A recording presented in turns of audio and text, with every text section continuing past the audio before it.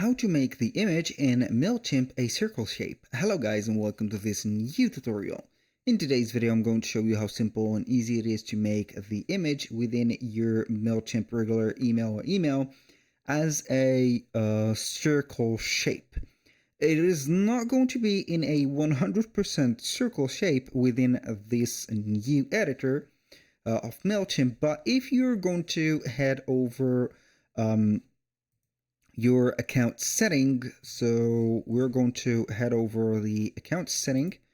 Let's see if we're going to have it from here or there. Basically, normally we're going to find them within the campaigns. Let's check.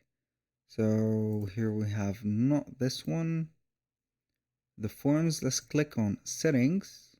These are not going to be the things that we want to have. Sign up forms, contact form, audience setting. Let's see here.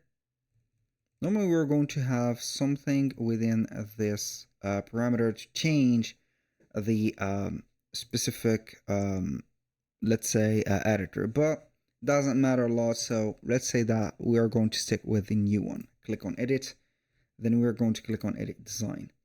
A little disclaimer guys, everything created in this video such as email addresses, phone numbers, mailing addresses are going to be created only for the sake of the video, not for anything else.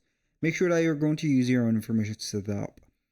Now, what I'm going to do, for example, this is going to be a circular shape. A little bit of the circular borders.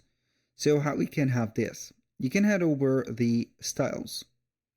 I can go ahead and have, for example, 0 in the border or the rounded corners.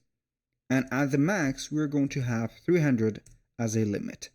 As you can see, the image is going to have rounded corners.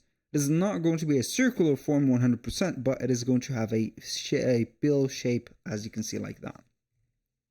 This is the inconvenience of the new editor from here. We cannot have the freedom of having this as a circular form as we have used to do within the older versions.